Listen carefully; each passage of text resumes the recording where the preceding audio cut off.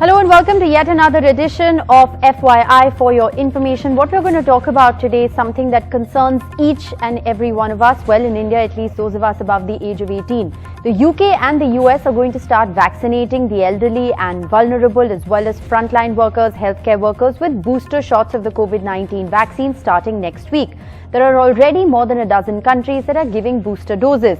The World Health Organization, however, has imposed a moratorium. Today on the show, we'll look at both sides of the boosters argument and hopefully answer the question that we're all asking at the moment: do we need Covid-19 booster shots? Now, the Lancet has released a new study which says not yet.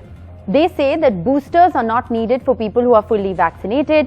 Vaccines are effective against severe disease, and the benefits of protecting the unvaccinated outweigh the gains that are made from giving booster shots. This is an important argument and we'll talk about it. The study also goes on to say that antibodies may be short-lived, but there is cell-mediated immunity which lasts longer. The study also says that variants have not yet evolved to escape the memory immune response that is triggered by the Covid-19 vaccines. They also say that timing and the need for boosters needs more study. Vaccines should be deployed where needed in order to hasten the end of the pandemic. Vaccinating large people is key to inhibiting the evolution of variants, which is key to essentially eliminating COVID. But the study also goes on to say that there are two types of people who actually need these boosters. Individuals whose primary vaccination doesn't induce adequate protection. There are certain countries, and we'll talk about that in just a bit, that actually gave Sinopharm and Sinovac, the Chinese vaccines, as their primary vaccines and are now giving booster doses because these vaccines didn't prove to induce adequate protection. The study also says that immunocompromised people could be considered as a category that needs booster shots. Where does India stand? India says there's insufficient data on booster shots. There are studies still underway to determine whether we need it and, most importantly, the timing of it. India also stands by what the WHO recommendation is. They say WHO hasn't recommended it. Remember, WHO has put a moratorium on booster shots, but however, there are still a dozen countries that are giving boosters. But what do we know about vaccine immunity at this point? Because it all boils down to how much and how effective are the current Covid-19 vaccines, because that will help us understand whether we need boosters. Now, an ICMR studies actually said there's a big drop in antibodies within 4 months of the booster shot, but the study also says that despite a decline in antibodies, there's a persistence of antibodies. Similar study conducted in Israel, a very limited scope study, says that the third dose of the Pfizer vaccine reduces the rate of infection in those who are 60 plus. The New England Journal of Medicine also published some of these findings, and they said that the rate of illness was actually 20 times lower in the booster group. Now, Moderna has said that there's a high rate of breakthrough cases in those who were vaccinated earlier. Pfizer has said that booster shots are restoring waning immunity.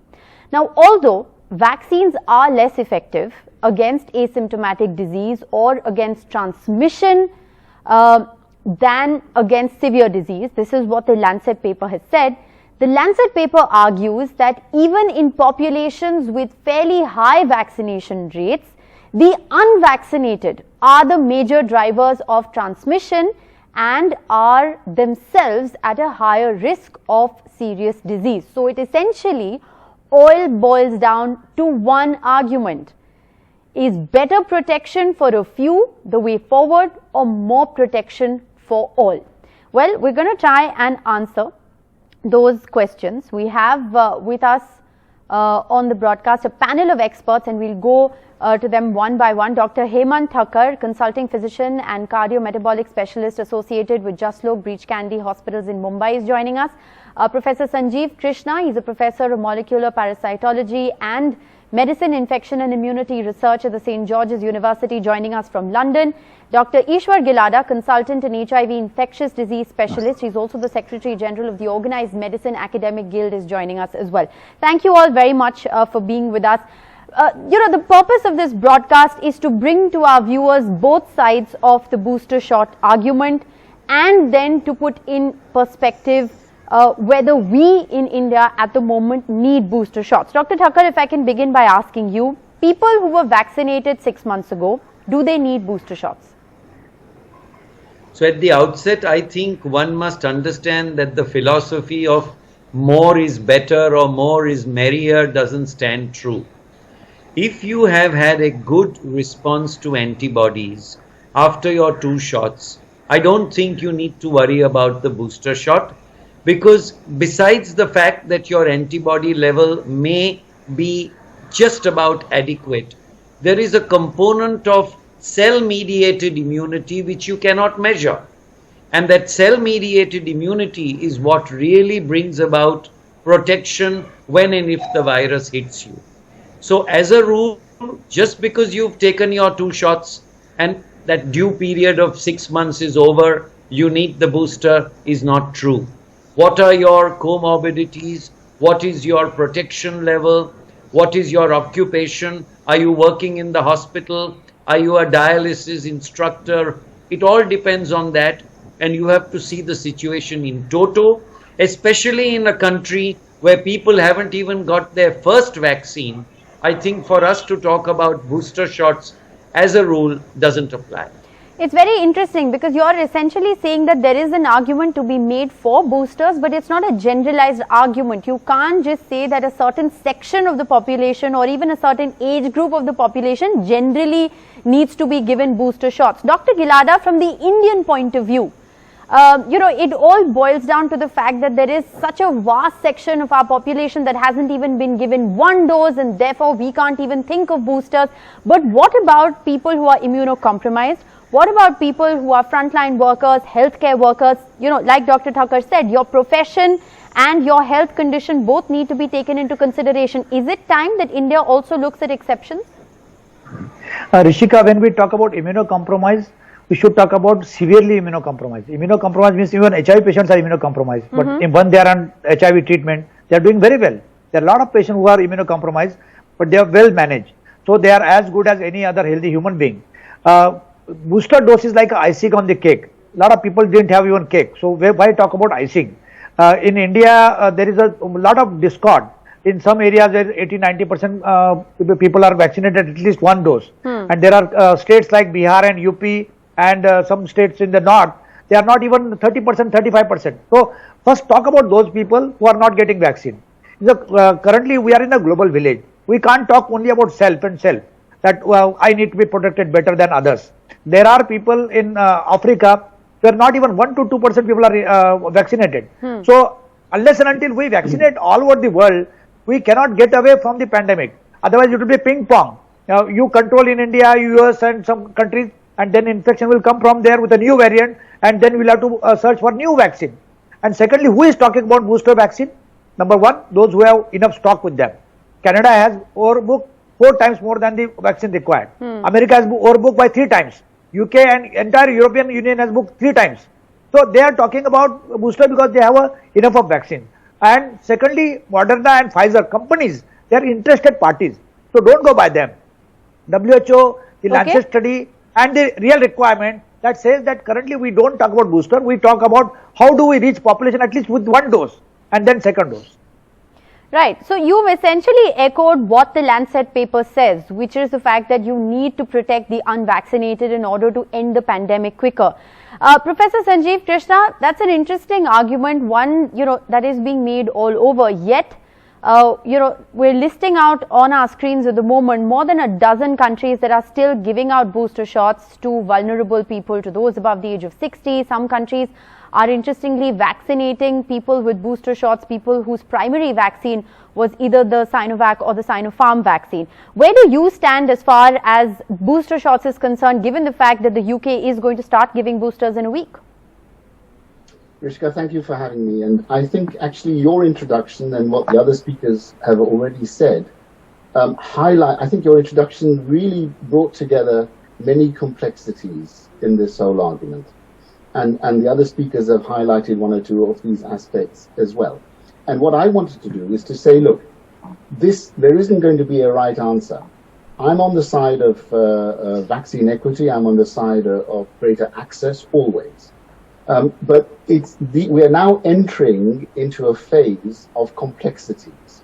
And these complexities are, for example, we shouldn't be calling it a booster if you don't get a response in some individuals because of underlying immunocompromise, for example. It should be just a full vaccine dose, even if that is 3 doses. So that addresses the issue of people who have not responded adequately. But we don't measure this effectively because we don't have all the tools. Second thing is, what is true of a vaccine working with alpha may not be true for beta or delta. There's another complexity. It's the virus itself, and we must be very careful when we're looking at this wherever the vaccination programs are being applied. And then the third thing is very much the issue of access and making sure, as we are in a global village, that as many people are protected as possible. So I can see all these arguments, and honestly, it's a very difficult equation, I think, for anyone to be able to solve and give the optimal answer. I think we must all be open to things changing. Dr. Sushila Kataria, someone who understands COVID treatment, the other argument that those who say yes, we need boosters make is the fact that we don't have a drug to treat COVID-19. Treatment protocols have, we've gone back and forth on treatment protocols. We're still uncertain of what is the sure shot that works, what doesn't work, how do you treat mild infection. They say that's an argument enough, for boosters so that people who are at least being given the vaccine have better protection. Well, this is a complex situation, as everybody has delineated. So I think the treatment protocols are getting better now. We know how to treat mild, moderate. That's more of a symptomatic treatment. The role of steroids is well delineated, and with the anti-spike protein monoclonal antibodies, we are still better. But yes, whom to give COVID booster or not to give depends on a lot of situations which are already been delineated. But as I agree that, for some people it is not a booster. People who are organ transplant patients, we know less than 16% would build a good immunity even with 2 vaccines. So for them, I would consider, yes, severely immune compromised patients should get a booster dose, not everyone. And by the end of year of vaccination, we'll get to know how effective it is. If it is following the simple principle of infectious disease, we should be safe, at least in immune competent people. Dr. Thakur, the other side of the argument is that we don't really know what happens when you give a booster shot. When should you give a booster shot? Is 6 months the right time? Is 8 months the right time? The US mulling, anyone who's been given 2 shots of the vaccine 8 months ago eligible to be given a booster shot. Are there any side effects? More than a dozen countries are giving booster shots. Are we studying enough about booster shots? Do we know enough about booster shots? It's a very good question. There is no Lakshman Rekha or timeline about 6 months or 8 months. We are learning every day and thinking on our feet. Your question about are there any side effects? Yes. If you give too many booster shots or if you give premature booster shots, you can get a hyper response of antibodies. And that itself is not bad because it can produce side effects. The antibodies can recognize or de-recognize certain substances and tissues in the body. And the commonest side effect we've seen is myocarditis, pericarditis and things, Guillain-Barré syndrome. So just what I said in the beginning, more is not always good. I think science, WHO, doctors, everybody will have to work a little harder to come up with tangible data, evidence-based enunciations before just saying 6 months or 8 months. I agree with Dr. Sushila that if you have immunocompromised patients or organ recipients and things like that, and people like that, there is a focused small group of patients that you can outline and you can even put it in the guidelines.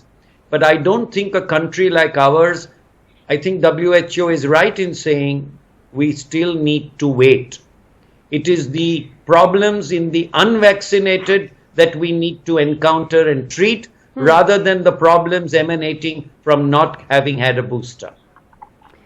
Dr. Gilada, the other question that I want to ask you, the ICMR study, the Lancet study have both talked about waning antibodies, that antibodies tend to wane with time, but there is, cell immunity that does give you long-term protection. How can we gauge cell immunity? How does a person know whether they still are protected against COVID or they are not protected against COVID? Are we any closer to answering those questions? And this is especially true for the most vulnerable and the frontline workers, the healthcare workers who were vaccinated first. Yeah, basically what they're talking about is only neutralizing antibody, and that is against the spike protein. There are other proteins like envelope protein, nucleocapsid protein, membrane protein, and there are also cell-mediated immunity. Secondly, there is no threshold decided that at this level you need booster. So everybody talks about is waning immunity, but waning immunity is not zero immunity. And there are memory cells inside our body. They always recognize there is some attack and we need to prepare our body. So these memory cells play a great role. So basically we should not go by any kind of just absurd studies which show that your waning antibodies are there, therefore you need. No, but the cell-mediated immunity, which even the Lancet paper says lasts longer, is there any way to gauge this cell-mediated immunity for the common man? No, there are no tests. There are no tests to gauge any cell-mediated immunity. But even if somebody gets COVID, God forbidden, somebody got the COVID, but they do not get severe illness, they do not get hospitalization, they do not die. So even in England and America, you are saying they are not dying in the great number as they were dying earlier. They are hardly a 2-digit, 3-digit death where they are having thousands of deaths earlier. Okay. So in even breakthrough infection, deaths are not higher. So I think we should not. But what we should look at also, there was one mistake made in the AstraZeneca trial where they started the trial with a half dose, that is 0.25 ml, and in that group they found better immunity. So I think we should study on those things where we can save vaccine and we can reach this saved vaccine. So you're saying science actually needs to focus on what will economize vaccines and make it available to the most instead of focusing on booster shots. But we're going to slip into a very short break. But on the other side, I'm going to ask our panel of experts the question that is on a lot of our minds. What happens to vaccine immunity with respect to variants? And are variants a cause of concern? And should variants be warranting booster shots? So that question coming up on the other side. Short break. We'll bring you a lot more.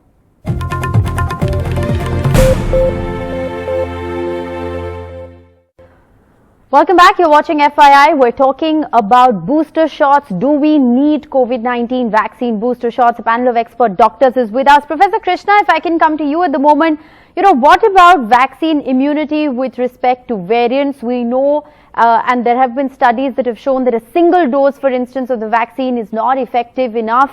2 doses are needed. There's also been a huge debate about dosing intervals, etc. Does the variant argument then, work in favor of booster shots? Yes, I think let's also keep one other variable in mind as we come to the question of variants, and that is, of course, that not all vaccines are the same. And you mentioned this in your intro as well. So it will also depend on the vaccine that we're talking about. Now, what we know is that, for example, published just a day or so ago, that if you give a third dose in a small study carried out by Pfizer, if you give a small dose of the third dose of the Pfizer vaccine, you really boost immunity even to variants, when pre-existing immunity to particular variants may not be so high. So, there are arguments, but one has to always go back to what, as the Lancet paper did, to gold standards. And the gold standard for looking at what the effectiveness of a vaccine is clinical studies that are properly controlled, providing the best quality of evidence. And we don't just stay, when we make our judgments which have global impacts, on observational studies. And so that is the quality of evidence that is asked for, and that we need. But do we have, Professor Krishna, do we have that quality of evidence when it comes to boosters? It doesn't seem so. No, unfortunately not. They are still observational studies. I mean, the most comprehensive studies have come from Israel. The very, the latest work on giving the third booster and observing a decrease in clinical hospitalizations and severe disease, for example. But these are, the quality of the evidence needs to be sufficient that you can put Okay. judgments about global use with the right weight on them. And that needs to be collected as we're going along. And I agree with the previous speaker. We need studies that can make savings in vaccine dose. Yes. Why not do half dose? Why not do quarter dose and see if that gives you the same benefits? All right. Dr. Kataria, it does appear to be a bit of a vicious circle, doesn't it? If you don't vaccinate people quick enough, then there will be a proliferation of COVID variants. At the same time, it is these variants that have, in a certain sense, led to this whole argument of boosters. Where do you stand, and how really does one deal with this problem? Because, of course, enhancing the supply of vaccines is a short answer, but not the easy answer. Yes, that's kind of, we're getting trapped into a circle. So the only answer to this is quick, fast vaccination of everybody. You do not need a very good quality or, the super vaccine to cover everyone, an average vaccine, but to cover extensively. That would be the key to stop the virus replication. Stopped viral replication would also mean that less mutants. And we have to also work on and study more of mix and match of vaccines. If, stimulating immunity in a different way could be helpful. So I think mix and match holds a good promise, and faster vaccination of all eligibles is a good criteria to reduce mutant formation. And we're not even, for the ambit of this show, we're not even talking about children. We haven't even begun vaccinating children, Dr. Thakkar, in India yet. Can we even talk about booster shots, even if it is for the most vulnerable? No, like we have all agreed, to talk about booster shots is not correct for our country. Let us vaccinate across the country. Let us boost our vaccination numbers. Let's not worry so much about the variants, because people like us who are treating patients who have had 2 vaccinations and still coming out to be positive with mild symptoms, they remain mild. Even if they have to be hospitalized, they're not a drain on ICUs. They don't have oxygen hunger. And very, very, very rarely have I seen need to put them on the ventilator. So whatever family of variants you are dealing with, the corona family is the same. So all the different strains, to some extent, may not be the fullest extent, will be protected by the 2 shots. You should not think and look at your glass half empty. Look at the full component of the glass. Close your eyes, follow the IMA and the WHO recommendations, take your vaccinations. We'll cross the booster bridge when we come to it. Okay, we'll cross the booster bridge when we come to it. And I think the other argument that really resonates when it comes to answering the question of do we need booster shots, perhaps yes, but it's not a one answer that fits all. It's going to have to be subject to your age, to when you got the shot, what was the response to the shot, and of course, to whether you have a precondition and whether you're immunocompromised or not. So one hopes that, the policy that the Indian government will also look at will in fact encompass all of those differences. Thank you all very much for joining us on this extremely important FYI, where we talk about booster shots. It's a not yet as far as the Lancet is concerned, and not yet as far as India is concerned as well, but it's a story we'll track very closely. That's all the time we have. Thanks so much for watching.